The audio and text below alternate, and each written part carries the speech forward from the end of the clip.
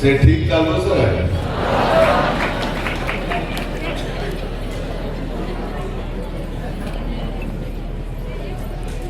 हरित क्रांतीचे जनक, महाराष्ट्राचे सर्वाधिक काळ राहिलेले मुख्यमंत्री, कैलासवासी वसंतराव नाईक साहेबांच्या जयंतीच्या निमित्तानं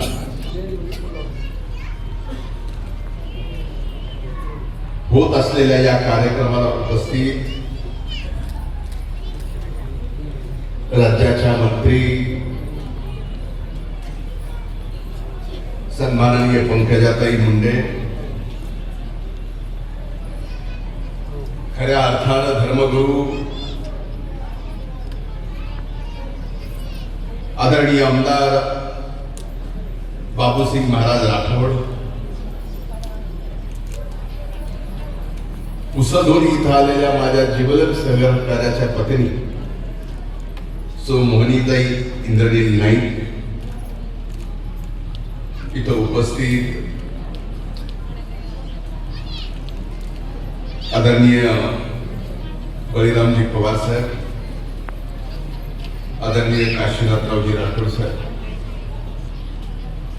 DS राठोड, अजयजी मुंडे, अंकुश जाधव, अजयजी राठोड, वसंत राठोड, विलास राठोड, शिरसाळ्याचे नवनिर्वाचित लोकनियुक्त सरपंच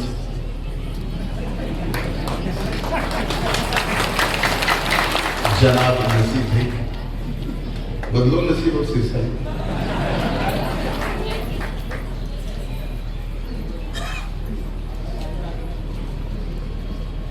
शरदजी राठोड, विष्णु राठोड, पप्पू चव्हाण, अंकुशजी राठोड, शहाजी चव्हाण,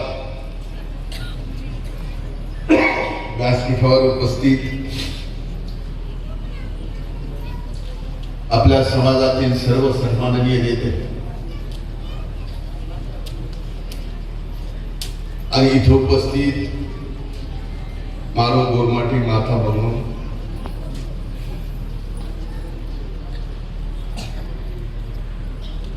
माझ्या बंधू भगिनीनो, पत्रकार मित्रांनो, सर्वप्रथम मी माझ्या वतीनं आपल्या सर्वांच्या वतीनं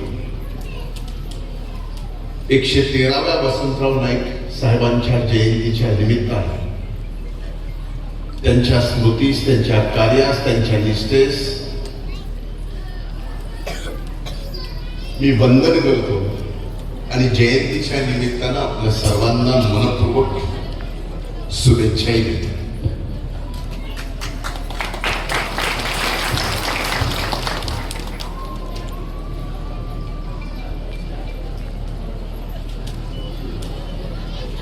हा नाईक परिवार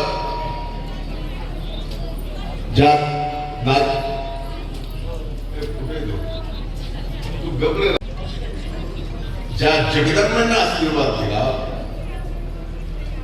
तो आशीर्वाद एवढा मोठा आहे की महाराष्ट्रात आजपर्यंत कुठल्याही मुख्यमंत्र्याला लाभला नाही.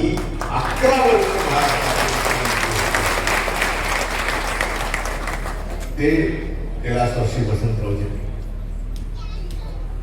आपण वेगवेगळ्या त्यांच्या असंख्य कामाचं उदाहरण देतो,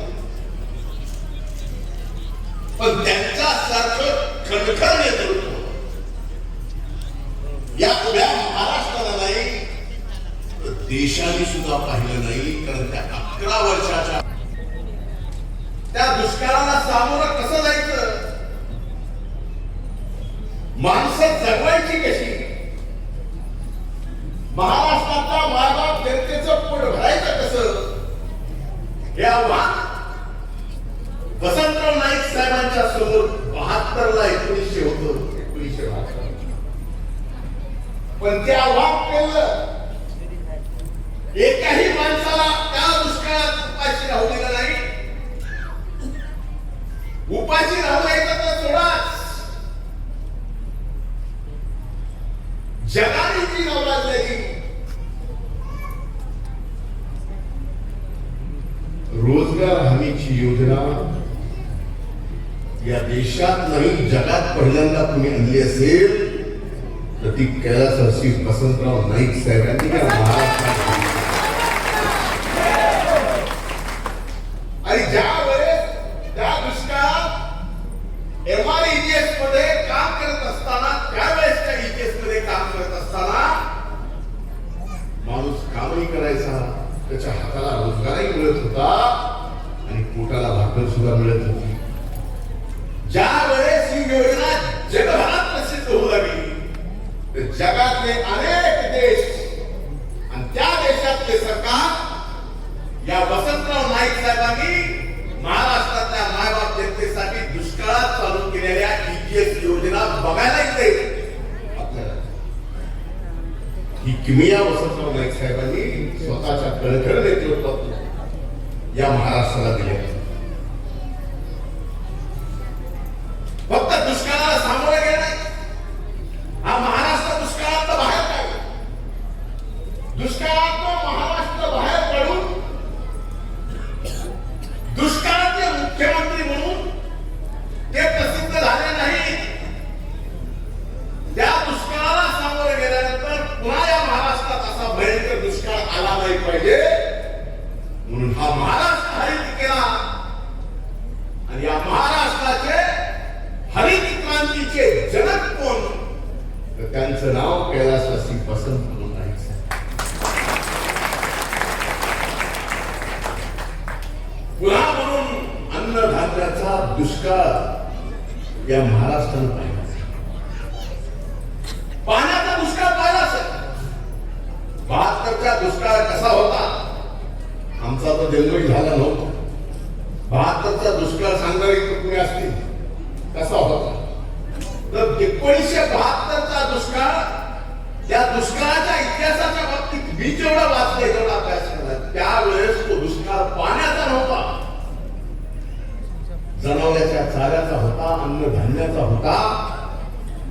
त्या दुष्काळातून हा महाराष्ट्र बाहेर काढला.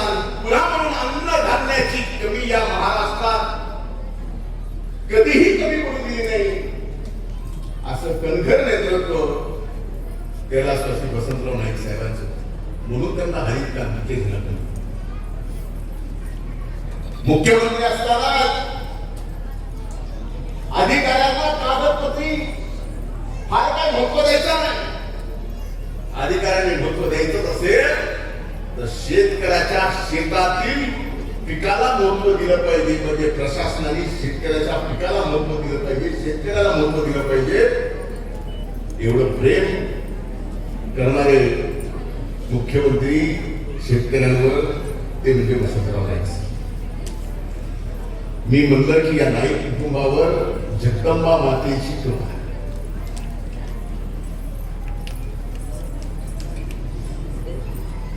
घरातले वसंतराव नाईक साहेबांनंतर स्वर्गीय सुधाकरराव नाईक साहेबांना सुद्धा महाराष्ट्राचं मुख्यमंत्री होता आलं. या कुटुंबावर जगदंबेचे आशीर्वाद आहेत.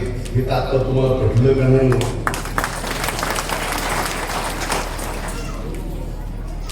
त्याच्यानंतर आदरणीय मनोहर नाईक साहेब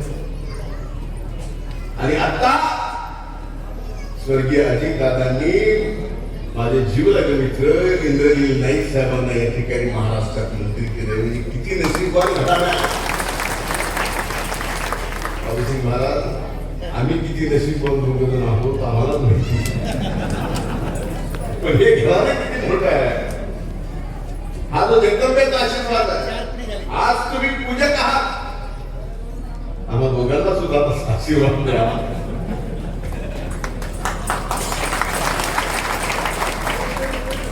दोघं मंत्री झालं तर समजा एकाला घरी बसवलं. पण एक व्यक्ती आहे, अंकजाताई असो, मी असो, माझे असंख्य सहकारी असो, पद प्रतिष्ठेपेक्षा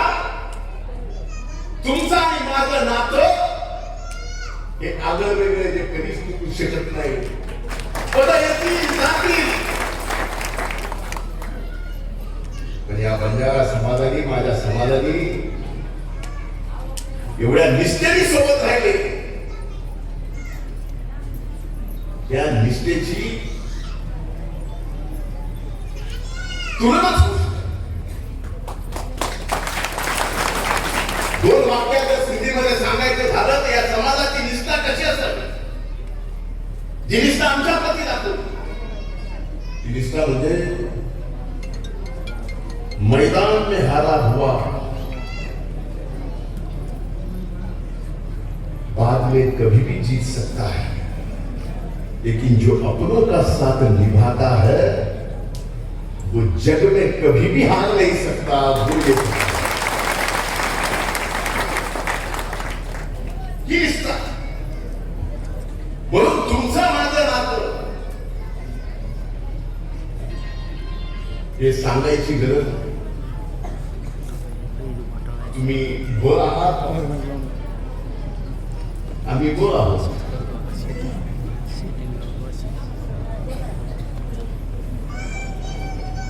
आता याच्या पलीकडे मोहिनी ताईंनी सांगितलं,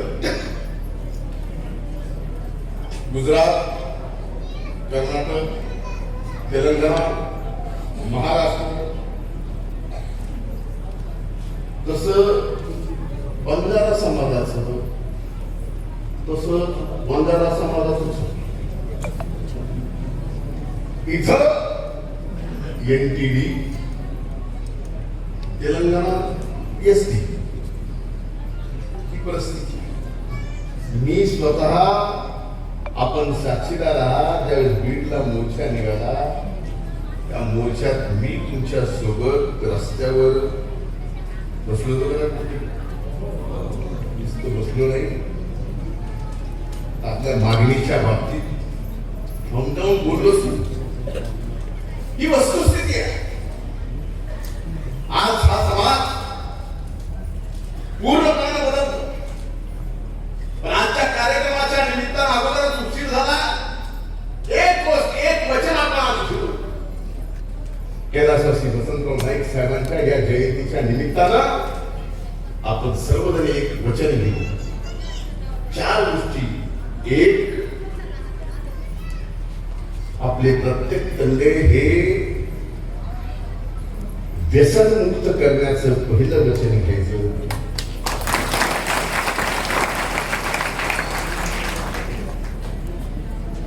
दुसरं, समाजाचे जे संस्कार, संस्कृती आणि परंपरा त्याचा प्रत्येकाला हेवा वाटतो. संस्कार, संस्कृती आणि परंपरा पुढच्या येणाऱ्या पिढ्याला लक्षात ठेवतील असं आपण सर्वजण मिळून काम करू. एवढंच मी माझ्या वतीनं वचन देतो. आपली माझ्या प्रती असणारी निष्ठा मी शब्दात वर्णन करू शकत नाही.